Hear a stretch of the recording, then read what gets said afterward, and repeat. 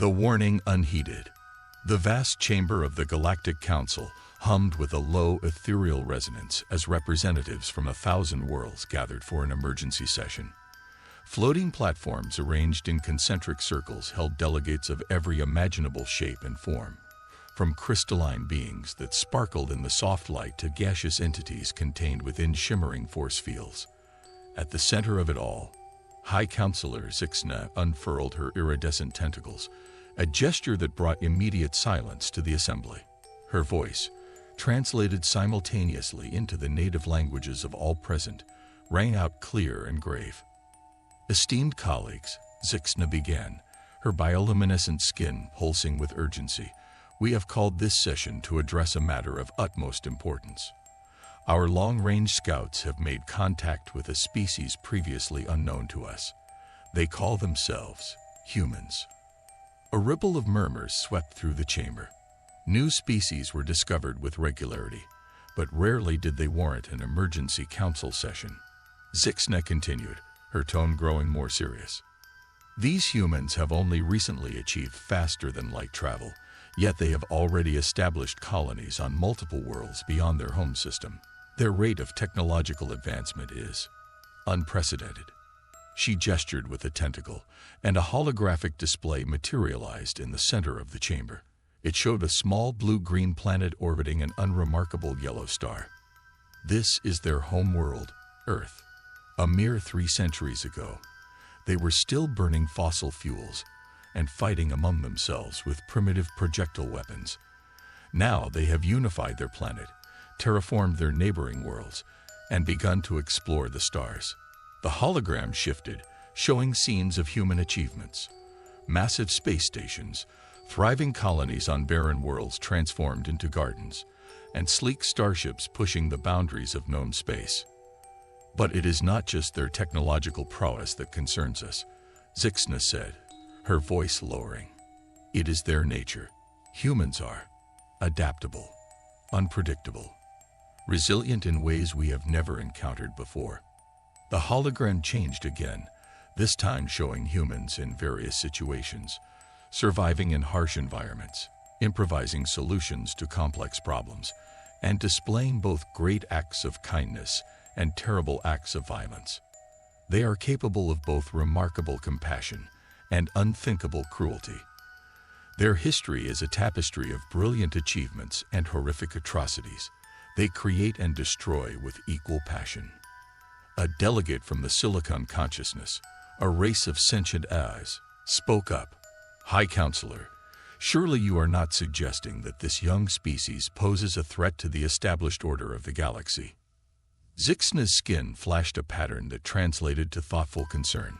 Not a threat, necessarily, but a force that could reshape the galaxy in ways we cannot predict, which is why we have summoned you all here today.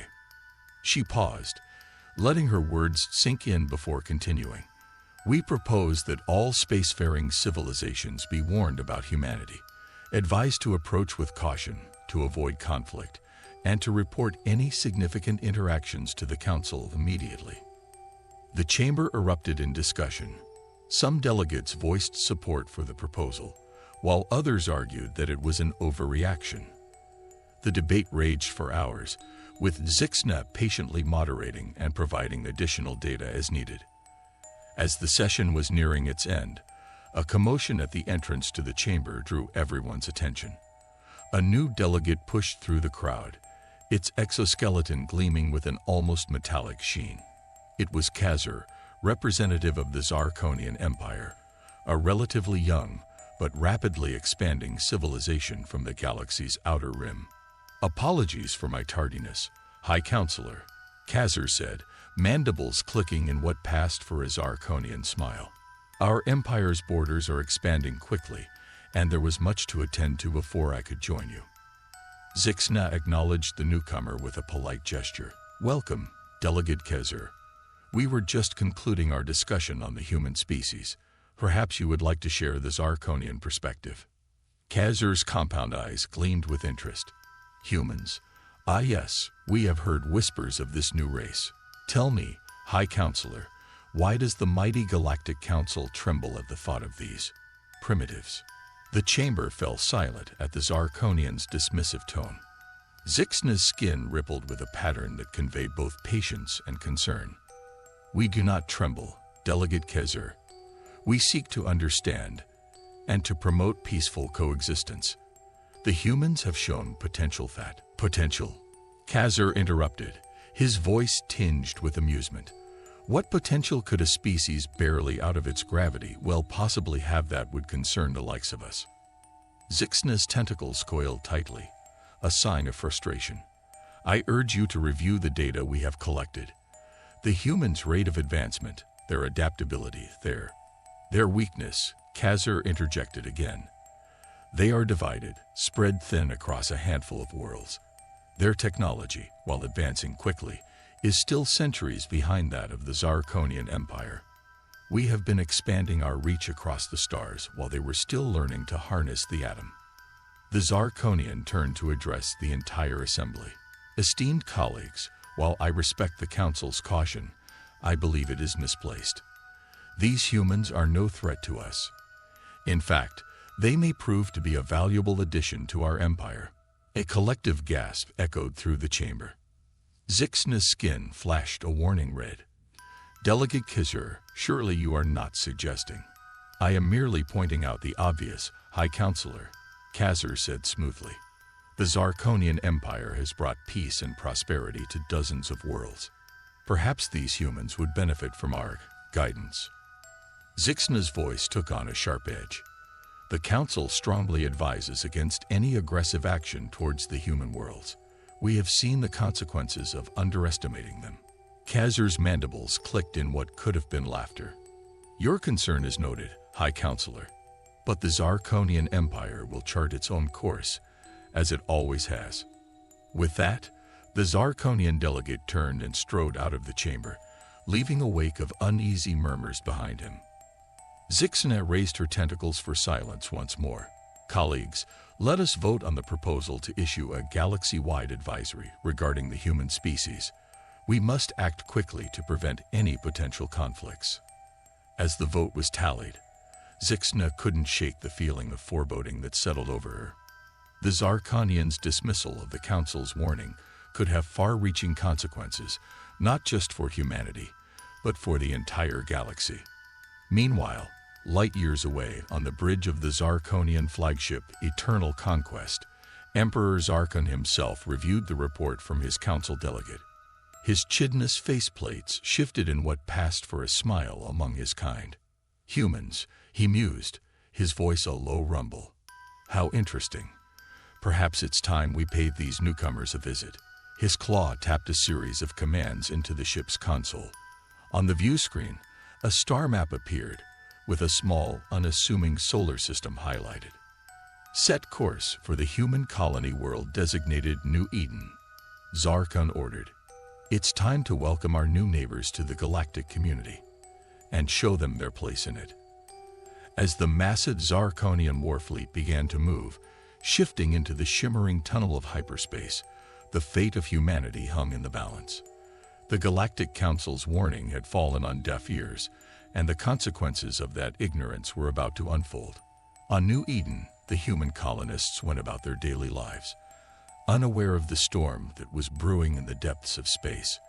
They had faced challenges before: harsh climates, resource shortages, the occasional pirate raid, but nothing could have prepared them for what was coming. Dr. Elena Sato, lead cynobiologist at New Eden's primary research facility, looked up from her microscope and stretched. Through the lab's window, she could see the colony's main settlement sprawling across the valley, its gleaming towers a testament to human perseverance and ingenuity.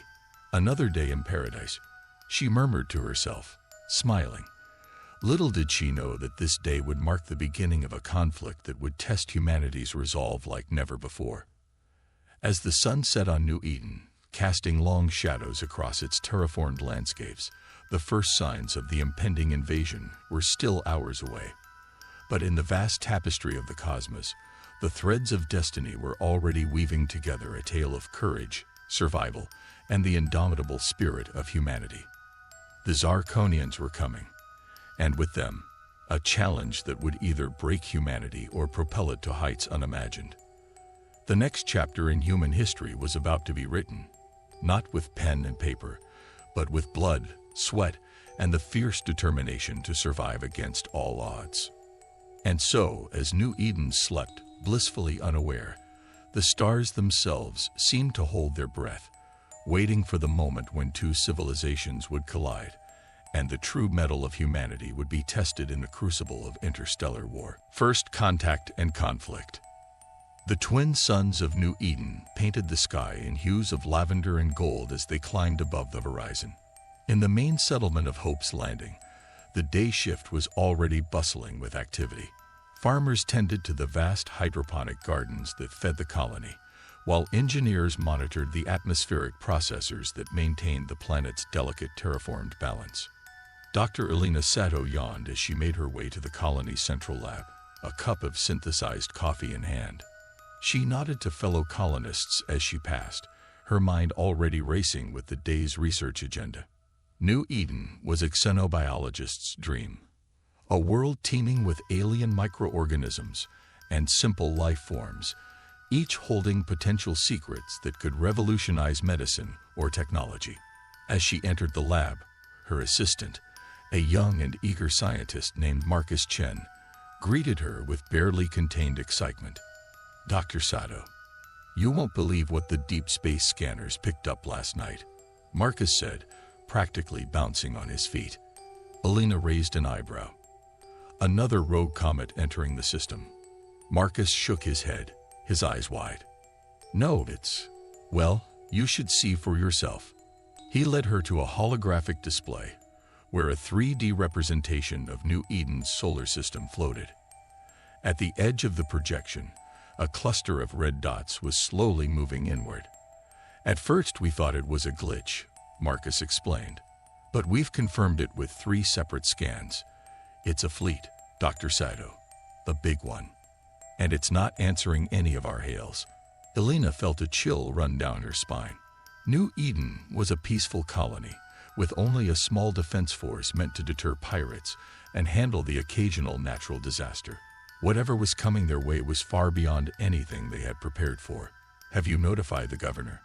she asked, her voice steady despite the growing knot of fear in her stomach. Marcus nodded. "Yes, Governor Rice called an emergency council meeting. It's starting in 10 minutes. Elena took a deep breath. "All right, let's go. We need to be there for this." As they hurried to the Colonial Administration Building, the streets of Hope's Landing remained calm. Most colonists were unaware of the approaching danger, going about their daily routines with the confidence of those who had tamed an alien world. In the council chambers, Governor Isabella Reyes, a stern woman with graying hair and eyes that had seen their share of hardships, stood before the assembled colonial leadership. Her face was grim as she addressed the room. "Ladies and gentlemen, I'll cut to the chase. We have an unidentified fleet approaching New Eden. They're not responding to communications, and their numbers far exceed anything we've encountered before."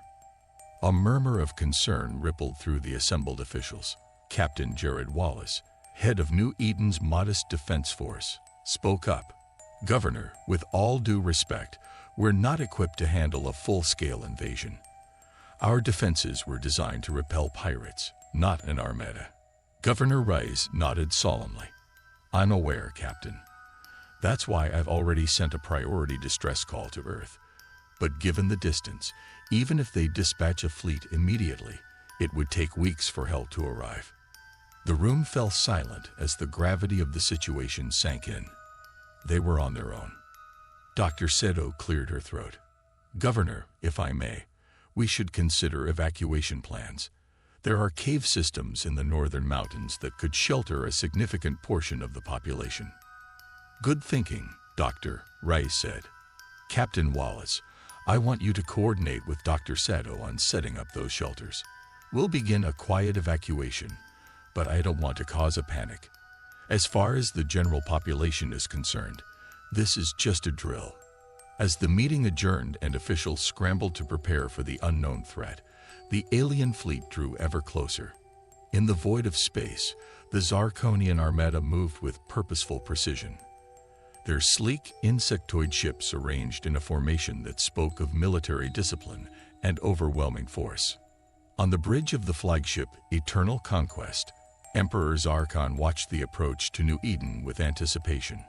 His mandibles clicked in amusement as he observed the pitiful attempts at communication from the human colony. Such primitive beings, he mused aloud. They don't even have proper planetary defenses. This will be easier than we thought. His second-in-command, General Vexera, stepped forward. My Emperor, our scans show that they've detected our approach. They appear to be mobilizing what little defensive capabilities they have. Zarkon's compound eyes gleamed with cruel amusement. Let them. It will make no difference. Prepare the landing forces. I want boots on the ground within the hour. Show these humans the might of the Zarkonian Empire. Back on New Eden, the colony's defense force scrambled to prepare. Captain Wallace stood in the makeshift command center, watching as his small fleet of interceptors took to the skies. It wasn't much, a dozen fighters and a handful of ground-to-space defense cannons, but it was all they had. All units, this is Captain Wallace. He broadcast to his forces. I won't lie to you. We're outnumbered and outgunned, but this is our home. These are our families. We hold the line here, no matter the cost. For New Eden, a chorus of determined responses came back over the comm. These weren't hardened soldiers, but colonists who had taken up arms to protect their new home. Farmers, engineers, scientists, all now standing as the last line of defense against an alien invasion. As the Zarkonian ships entered the atmosphere, the sky lit up with weapons fire. New Eden's interceptors engaged the alien fighters, weaving and dodging in desperate aerial combat. On the ground, defense cannons fired salvo after salvo, their energy beams lancing up into the clouds. For a brief, hopeful moment, it seemed like the colonists might be able to hold their own. Several Zarkonian ships erupted in flames, spiraling down to crash in the wilderness beyond Hope's Landing. But for every alien ship destroyed, 3 more took its place. Dr. Seto watched the battle unfold from the entrance of a cave system, where she was helping to coordinate the evacuation. Families streamed past her, carrying what few possessions they could grab. Children cried, parents tried to comfort them, all under the thunderous soundtrack of battle. How bad is it? Marcus asked, joining her at the cave entrance. Elena's face was grim. Bad. Our defenses are barely slowing them down. We need to get everyone we can into the caves. A deafening explosion rocked the ground, and they looked up to see one of the colony's main atmospheric processors engulfed in flames. The loss of even one processor could destabilize the entire terraforming system, potentially making the planet's atmosphere unbreathable in a matter of days. They're targeting our infrastructure, Elena realized aloud. They're not just invading. They're trying to make the planet uninhabitable for us. In the skies above, Captain Wallace's interceptor weaved through a hail of enemy fire. He had already lost half his squadron, but they had managed to take down one of the larger Zarkonian ships. It wasn't enough. It would never be enough. This is Wallace to all units, he called out, his voice strained. Fall back to secondary positions. Protect the evacuation routes at all costs. As he banked his ship for another attack run, a blast caught his wing. The interceptor spun out of control, trailing smoke and fire. Wallace fought with the controls, managing to aim his dying craft toward an incoming Zarkonian lander. In his final moments, he thought of his family, safely hidden in the caves, and of the home he had helped build on this alien world. For New Eden, he whispered, closing his eyes as his ship collided with the alien vessel in a spectacular explosion. On the ground, the colonial militia fought a desperate holding action. Men and women who had never seen combat found themselves facing an alien enemy with superior technology and numbers. Yet they fought on, street by street, building by building, buying time for others to escape. Governor Rice coordinated the defense from a bunker beneath the Colonial Administration building. Her face was streaked with sweat and grime, her eyes red from lack of sleep. Reports flooded in from all sectors, casualties mounting, defenses crumbling, hope dwindling. "Governor," her aide said, voice quavering, "we've lost contact with the southern quadrant. The aliens, they're everywhere." Reyes closed her eyes for a moment, allowing herself a brief second of despair before squaring her shoulders. "Send out a general broadcast. All remaining forces are to fall back to the evacuation points. We can't hold the city.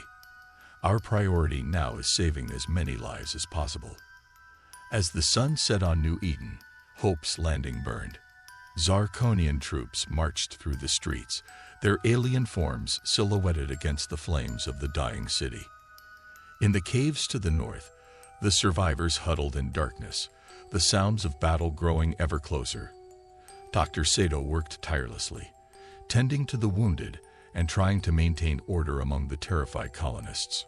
She had seen the depths of human courage today, watched as ordinary people became heroes in the face of overwhelming odds.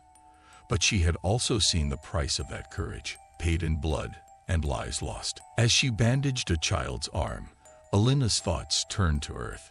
The distress call had been sent, but would help arrive in time.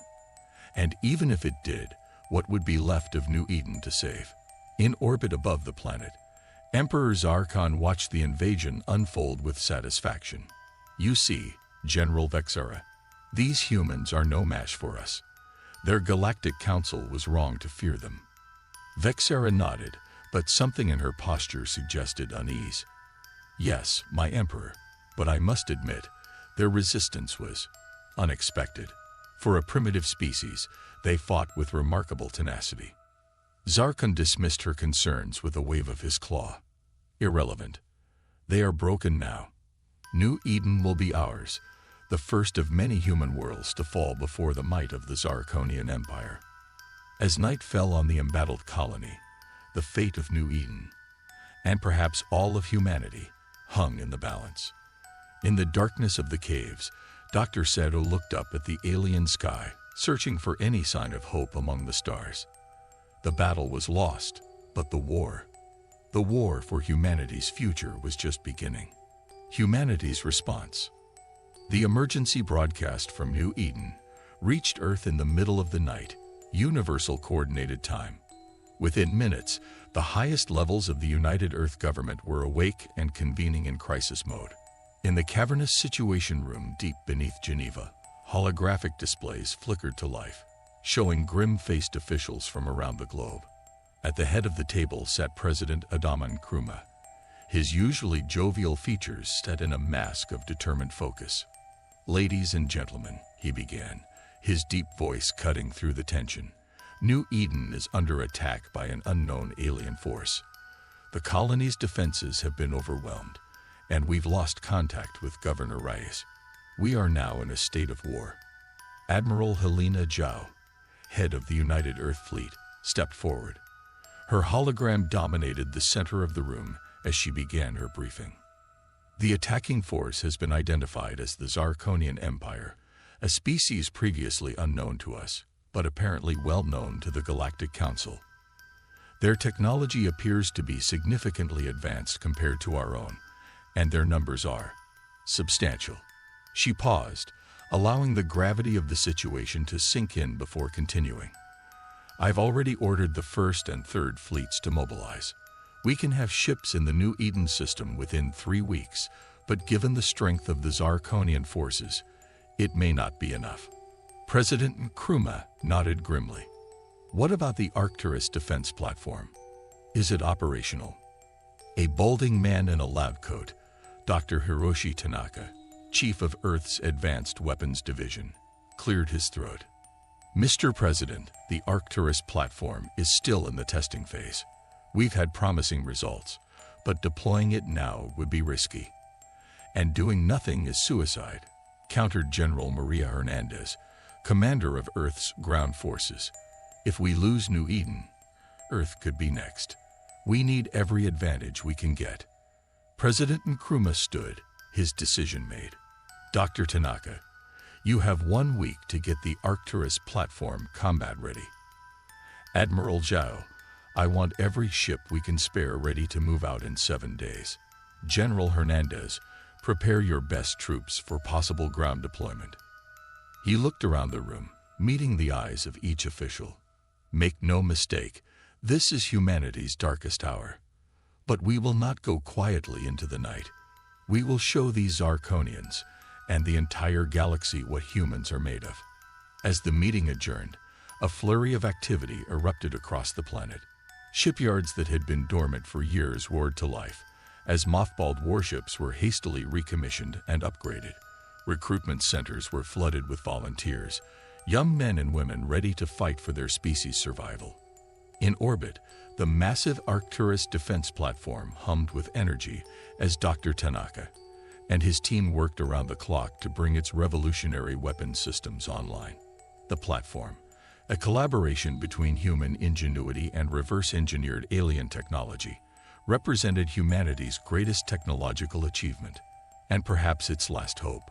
Meanwhile, in the labs of the Quantum Communications Center in Sydney, Dr. Yuki Watanabe made a breakthrough that would change the course of the war. Her team had been working on faster-than-light communication using quantum entanglement, a technology that could potentially allow instantaneous communication across vast distances. "We've done it," she breathed, staring at the readouts in disbelief. "We can send a message to New Eden. It won't be much, just text for now, but it's something." Within hours, President Nkrumah was drafting a message to be sent to the besieged colony. "People of New Eden, this is President Nkrumah. We have received your distress call and help is on the way. Hold fast, stay strong. Earth stands with you. We will not abandon you to this alien menace. Hope is coming." As the message was transmitted across the vast expanse of space, humanity's response to the Zarkonian threat took shape. In the orbital shipyards of Mars, the newest class of human warship, the Defiant, prepared for its maiden voyage. Captain Aisha Okonkwo stood on the bridge of the UES Indomitable, the lead ship of the Defiant class, overseeing final preparations. "Engineering reports all systems green, Captain," her XO, Commander Jack O'Neill, reported. "We're as ready as we'll ever be." Aisha nodded, her dark eyes scanning the bustling activity on the bridge. The Indomitable was a technological marvel, incorporating the best of human innovation and adapting it for war. Its hull was lined with a new metamaterial that could absorb and redirect energy weapons, while its main cannon utilized principles of antimatter manipulation that even the ship's engineers didn't fully understand. "Very well, Commander," she said, settling into the captain's chair. "Signal the fleet. We launch in 30 minutes." As the Earth Defense Fleet prepared to depart, laboratories and think tanks across the planet worked tirelessly to develop new technologies and strategies to combat the Zarkonian threat. In a secret facility beneath the Atacama Desert, a team led by Dr. Carlos Vega had reverse-engineered Zarkonian shield technology from debris recovered from previous alien encounters. "It's not perfect," Dr. Vega explained to a panel of military observers, "but it should give our ships a fighting chance against their energy weapons." The new shield generators were rushed into production, with teams working around the clock to install them on as many ships as possible before the fleet departed. In low Earth orbit, the Arcturus defense platform continued its trials under Dr. Tanaka's watchful eye. The massive station, nearly a kilometer in length, housed a weapon of almost unimaginable power, a gravitational lens capable of focusing and amplifying energy to create a beam that could potentially cut through entire fleets. "Power levels stable at 85%, one of Dr. Tanaka's assistants called out. "Targeting systems are online and calibrated." Tanaka nodded, his face a mixture of pride and concern. "Good, but we need 100%. Keep working. We can't afford any mistakes when the lives of an entire colony are at stake." As the day of departure approached, President Nkrumah addressed the people of Earth in a solemn broadcast. "My fellow humans, today we face a threat unlike any in our history. An alien force has attacked one of our colonies, threatened our people, and challenged our very existence. But we will not cower in fear. We will not surrender our future to these aggressors." He paused, his voice growing stronger. Throughout our history, humanity has faced seemingly insurmountable odds. We've weathered ice ages, survived plagues, and overcome our own destructive tendencies to reach for the stars. Now those stars have brought us a new challenge, and we will meet it with the same courage, ingenuity, and determination that has defined our species since we first stood upright on the savannas of Africa. To the brave men and women of our armed forces who now prepare to journey into the unknown, know that you carry with you the hopes and prayers of every human being. To our scientists and engineers working tirelessly to give us an edge in this conflict, know that your efforts may well determine the fate of our species. And to the Zarkonians, who even now occupy one of our worlds, hear this. You have awakened a sleeping giant. You have united humanity in a way nothing else could. And you will soon learn that underestimating the human spirit is the last mistake you will ever make. As Nkrumah's words echoed across the planet, final preparations were made. The Earth Defense Fleet, an armada of over 200 ships, led by the UES Indomitable, made final checks and prepared to depart. On the Arcturus platform, Dr. Tanaka and his team worked feverishly to bring the main weapon to full power. In the quantum communications lab, Dr. Watanabe and her team maintained a constant vigil, hoping for any response from New Eden. Days had passed since the initial distress call, and the silence was deafening. Then, just hours before the fleet was set to depart, a message came through. It was brief, garbled, but unmistakably human. Earth, hear us. Zarkonians, too strong. Colonies fallen. Survivors, northern caves. Please, hurry. The message was immediately relayed to President Nkrumah and Admiral Zhao. There was no time to lose. All ships, this is Admiral Zhao. Her voice rang out across the fleet. We have confirmation that there are still survivors on New Eden. Every second counts. Prepare for immediate departure. On the bridge of the Indomitable, Captain Okonkwo took a deep breath. Helm, set course for New Eden. Maximum speed. As the massive engines of the Earth fleet roared to life, humanity's response to the Zarkonian invasion began in earnest. The ships accelerated rapidly, pushing the boundaries of human technology as they raced to save their beleaguered colony. In the medical bay of the Indomitable, Dr. Amalda-san, the fleet's chief medical officer, oversaw the final preparations of a secret weapon, a biological agent designed to target Zarkonian physiology. It was a desperate measure, one that skirted the edges of interstellar law. But in a fight for survival, every option was on the table. This is our insurance policy, Dr. Hassan explained to Captain Okonkwo in a private briefing.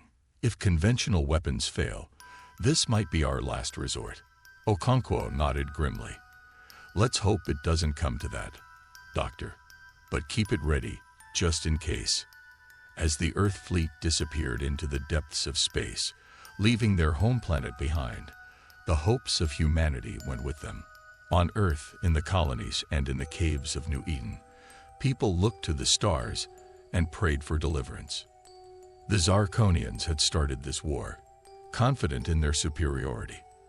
But they were about to learn a harsh lesson, one that countless others throughout history had learned before them. Humanity, when pushed to the brink, was capable of extraordinary things. The sleeping giant had awakened, and the galaxy would never be the same. The turning point. The cavernous expanse of the northern caves on New Eden echoed with the hushed whispers and muffled sobs of the survivors. Dr. Elena Seto moved among them, offering what little comfort she could. It had been weeks since the initial Zarkonian invasion, and hope was wearing thin. Dr. Sato, Marcus Chin approached, his once eager face now gaunt with exhaustion. We're running low on medical supplies, and the air recyclers are starting to fail. Elena nodded grimly. The caves had protected them from the Zarkonians, but they were never meant to sustain this many people for so long. We'll have to send out another scavenging party. It's risky, but we don't have a choice. As they discussed plans for the dangerous mission, A commotion near the cave entrance caught their attention. A group of scouts rushed in, their faces a mixture of fear and excitement. "Dr. Sato, you need to see this," one of them called out. Alina followed them to the mouth of the cave, where a makeshift observation post had been set up. She peered through the camouflaged viewing slot, and her heart leaked into her throat. The night sky above New Eden was alight with fire. Streaks of light crisscrossed the darkness, accompanied by distant booms that shook the ground. It could only mean one thing. A space battle was raging in orbit. Earth, Alina breathed, hardly daring to hope. They came. Meanwhile, in the space above New Eden, the Earth Defense Fleet engaged the Zarkonian Armada in a furious battle. The UES Indomitable led the charge, its experimental weapons tearing through the alien ship's defenses. On the bridge, Captain Aisha Okonkwo barked orders as the ship rocked from enemy fire. "Concentrate fire on their flagship. We need to take out their command and control." Commander O'Neill's voice cut through the chaos. "Captain, we're detecting energy buildups in several Zarkonian ships. They're preparing to fire their main weapons." Aisha's mind raced. The new shields were holding, but they hadn't been tested against the aliens' most powerful weapons. She made a split-second decision. "All ships, this is Captain Okonkwo. Execute Maneuver Omega-3. Now." The Earth fleet moved in perfect synchronization, adopting a complex three-dimensional formation that scattered their ships in a seemingly random pattern. Moments later, the sky lit up as the Zarkonian weapons fired, their energy beams lancing through space, and mostly missing their targets. "It worked," O'Neill exclaimed. "Their targeting systems couldn't predict our movement pattern." Aisha allowed herself a small smile. The countless hours spent in simulations, developing unpredictable battle strategies, were paying off. "Press the advantage. All ships, concentrate fire on the enemy's port flank."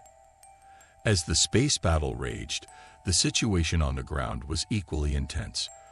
Zarkonian ground forces, caught off guard by the sudden arrival of the Earth fleet, scrambled to secure their positions. In the confusion, the human resistance saw an opportunity. In the caves, Alina and Marcus led a group of volunteers on a daring mission. With the Zarkonians distracted, they planned to infiltrate one of the alien command centers and gather crucial intelligence. "Remember," Alina whispered as they approached the repurposed Colonial Administration building, "we're here for information. Avoid engagement if possible." The small team moved silently through the ruins of Hope's Landing, their hearts pounding with a mixture of fear and determination. As they neared their target, a Zarkonian patrol rounded the corner. For a moment, time seemed to stand still. Then Marcus acted. He threw a makeshift smoke grenade, a clever concoction of local minerals and chemicals that filled the air with a dense, acrid smoke. In the confusion, the humans slipped past, entering the command center through a damaged wall. Inside, they found a treasure trove of alien technology and data streams. Alina's scientific mind raced as she took in the advanced systems. "Marcus, see if you can access their communications. We need to know their plans." As Marcus worked on decrypting the alien data, Alina examined a holographic display of the battle in orbit.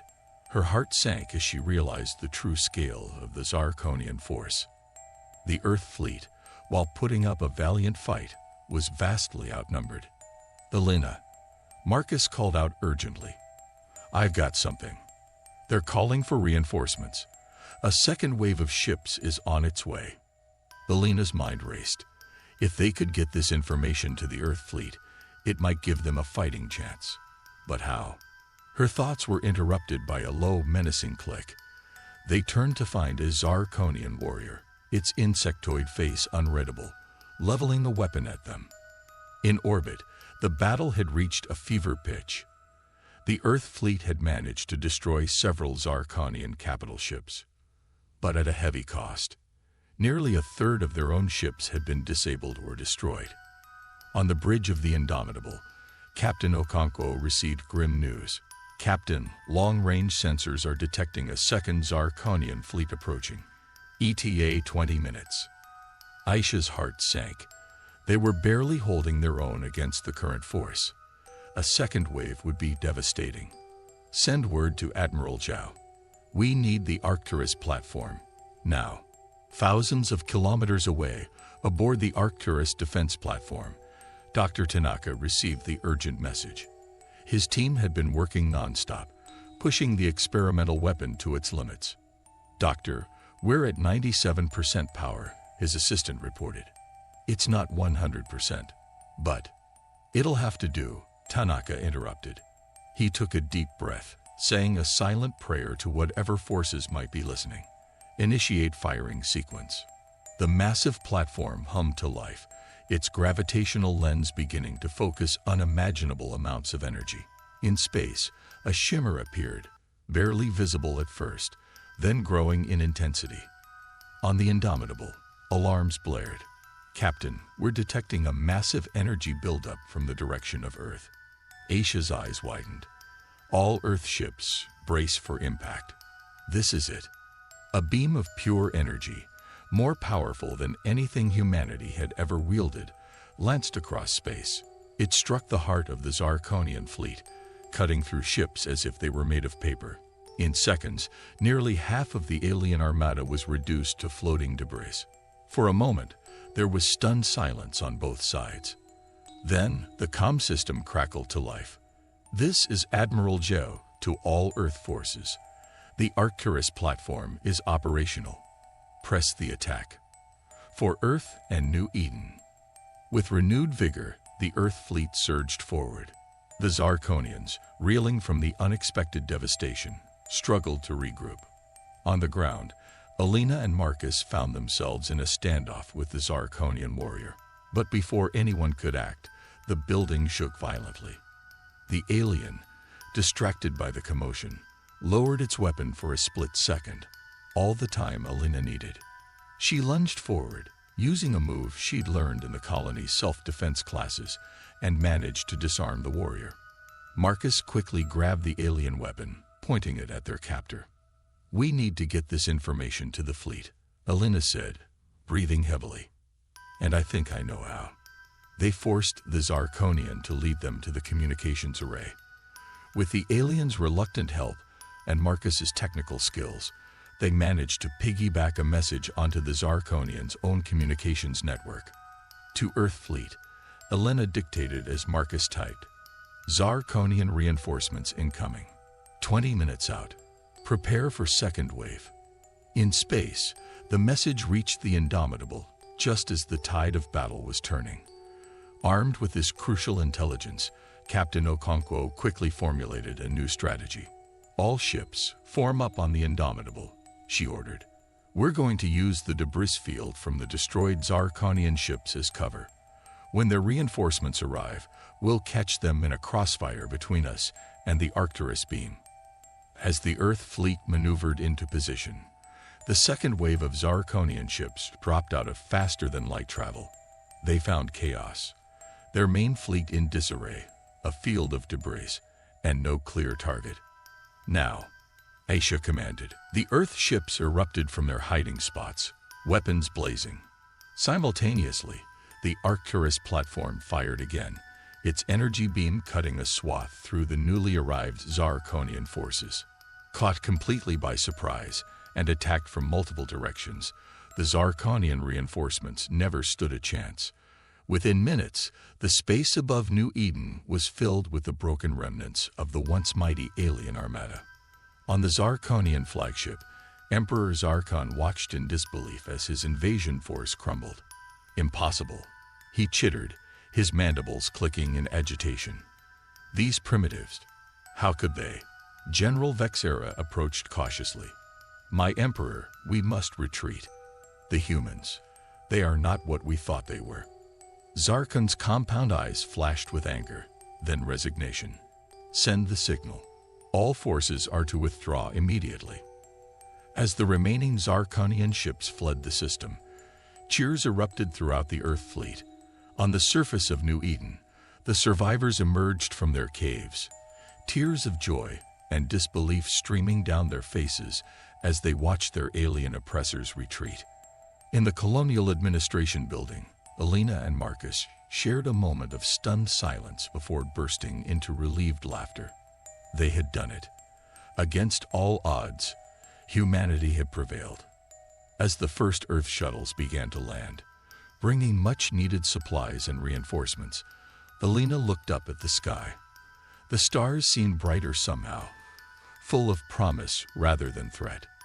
"We did it, Marcus," she said softly. "We showed them what humans are capable of." Marcus nodded, his eyes shining with pride and hope. "We did, and I have a feeling this is just the beginning." As the sun rose on a liberated New Eden, humanity stood on the brink of a new era. They had faced their greatest challenge and emerged victorious. The galaxy would never be the same, and neither would they. The human spirit, tested in the crucible of interstellar war, had proven itself to be the most powerful force in the universe. Consequences and reflection. The weeks following the Battle of New Eden were a whirlwind of activity. As Earth ships secured the system and began the process of rebuilding, the full impact of humanity's victory began to ripple across the galaxy. On the newly liberated surface of New Eden, Dr. Alina Sato stood amidst the ruins of Hope's Landing, surveying the damage. The once pristine colony was now a patchwork of destruction and resilience. Burned-out buildings stood next to hastily erected prefab structures, a testament to both the devastation wrought by the Zarkonians and the indomitable human spirit. "Dr. Sato," a voice called out. She turned to see Marcus Chen jogging towards her, his face alight with excitement. "You need to see this." He led her to a makeshift command center where a group of Earth officials and New Eden survivors had gathered around a holographic display. At the center of the image was a familiar face, President Nkrumah. "People of Earth and New Eden," the president began, his voice filled with pride and solemnity. "Today, I address not just humanity, but the entire galaxy. Our victory against the Zarkonian Empire has sent shockwaves through the interstellar community." He paused, allowing his words to sink in. "The Galactic Council has officially recognized humanity's right to self-defense and has condemned the Zarkonian aggression. Moreover, they have invited Earth to take a seat on the Council itself." A murmur of excitement rippled through the crowd. Alina felt a swell of emotion in her chest. After all they had endured, humanity was finally being recognized as a force to be reckoned with in the galaxy. President Nkrumah continued, "But with this recognition comes great responsibility. We have proven ourselves in battle, yes, but now we must prove ourselves in peace. The path ahead is not an easy one, but I have faith that humanity will rise to the challenge." As the transmission ended, the room erupted in cheers and applause. Alina turned to Marcus, tears glimmering in her eyes. "We did it," she said softly. "We really did it." Marcus nodded, his own eyes shining. And now the real work begins. In the days that followed, New Eden became a symbol of human resilience and ingenuity. Teams of engineers and scientists from Earth worked alongside the colonists to not only rebuild what was lost, but to improve upon it. The knowledge gained from studying Zarkonian technology accelerated human advancement by decades. Captain Aisha Okonkwo, now hailed as a hero of the battle, oversaw the establishment of a permanent Earth defense force in the system. As she watched a new orbital station take shape, a mix of human and reverse-engineered alien technology, she reflected on how much had changed in such a short time. "Quite a view, isn't it, Captain?" Admiral Zhou said, joining her at the viewport. Aisha nodded. "It's hard to believe how close we came to losing it all. And yet here we stand," Zhou replied. "You know, the Zarkonians have sued for peace. Their empire is in chaos. Seems our victory inspired a few rebellions among their subject worlds." Aisha raised an eyebrow. "Are we considering their offer?" Zhao's expression turned serious. "We're considering all options, which is why I'm here. Earth needs diplomats as much as it needs soldiers now. How would you feel about an ambassadorial role?" Meanwhile, back on Earth, Dr. Hiroshi Tanaka stood before a panel of international leaders, presenting his findings on the Arcturus platform. The gravitational lens technology has applications far beyond weaponry, he explained, gesturing to a series of complex diagrams. We could use it to terraform planets more efficiently, to power entire cities, even to propel ships at speeds we've only dreamed of. One of the leaders leaned forward. And what of the ethical implications, Dr. Tanaka? We've created a weapon of unprecedented power. How do we ensure it's never misused? Tanaka nodded gravely. That, honorable leaders, is perhaps the greatest challenge we face. We must ensure that our advancement in technology is matched by our advancement in wisdom. As humanity grappled with its new role in the galactic community, the Zarkonian Empire faced a reckoning of its own. In the imperial palace on their homeworld, Emperor Zarkon faced a council of his most powerful nobles, many of whom were calling for his abdication. "You have led us to ruin." One of the nobles chittered angrily. "Our fleets decimated, our subject worlds in rebellion, and for what? A single human colony." Zarkon's mandibles clicked in agitation. "We underestimated them, yes, but we can learn from this defeat. We can." "Enough," another noble interrupted.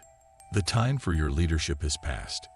We will sue for peace with the humans and the Galactic Council. Perhaps then we can salvage what remains of our empire." As the Zarkonian Empire descended into internal strife, the Galactic Council convened an emergency session. Representatives from hundreds of worlds gathered to discuss the implications of humanity's sudden rise to prominence. High Counselor Sixna addressed the assembly, her bioluminescent skin pulsing with a mix of emotions.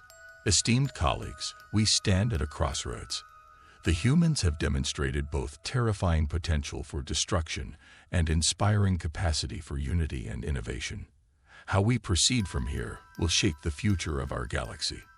The debate that followed was long and heated. Some council members argued for limiting human expansion, fearing they might become a new threat to galactic stability. Others advocated for embracing humanity, seeing in them a potential ally against future aggressors. In the end, a compromise was reached. Humanity would be granted a probationary seat on the council, with full membership to be decided after a period of observation and cooperation. Back on New Eden, life was slowly returning to normal, or rather, a new normal. The colony had been forever changed by the invasion and the subsequent leap forward in technology and galactic standing. Dr. Elena Seto found herself at the forefront of this new era. Her experiences during the invasion and her role in the resistance had made her a natural choice to lead New Eden's new xenocultural exchange program.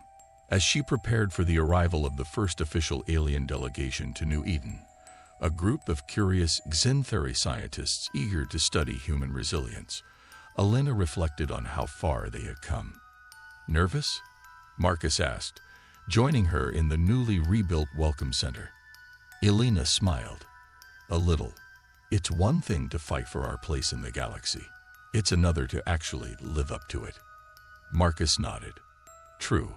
But if there's one thing I've learned, it's to never underestimate humanity's ability to adapt and thrive."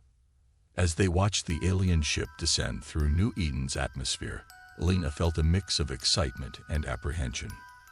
The future was uncertain, filled with both promise and peril, but humanity had proven itself equal to the challenge. In the years that followed, humanity's influence spread across the stars. Earth ships, now equipped with technology that blended human innovation with alien advancements, explored further into the galaxy than ever before. Colonies flourished, not just on planets, but on massive space stations and hollowed-out asteroids.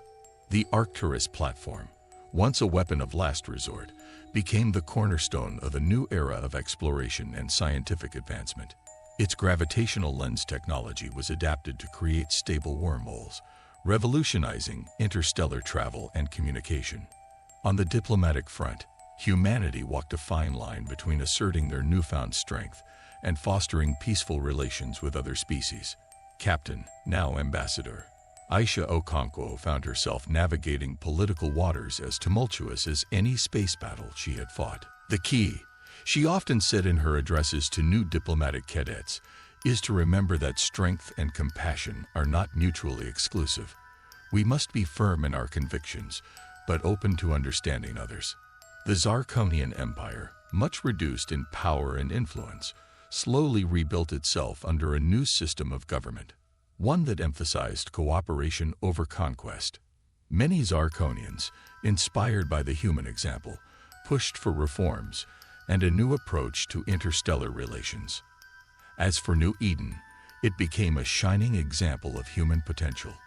Under the leadership of Governor Elena Sato, for she had been unanimously elected to the position, the colony became a hub of interspecies cooperation and scientific advancement.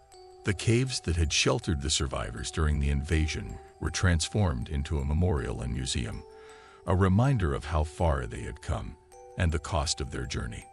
10 years to the day after the Battle of New Eden, a grand ceremony was held in the colony's central plaza. Representatives from Earth, the Galactic Council, and dozens of alien species gathered to commemorate the event that had changed the course of galactic history. President Nkrumah, his hair now gray but his eyes still bright with vision, took the stage. The assembled crowd, human and alien alike, fell silent. A decade ago, he began, his voice carrying across the plaza, "We faced extinction. We were a young, untested species, thrust into a conflict beyond our imagining. But we did not falter. We did not surrender. Instead, we showed the galaxy the true strength of the human spirit." He paused, looking out over the diverse crowd.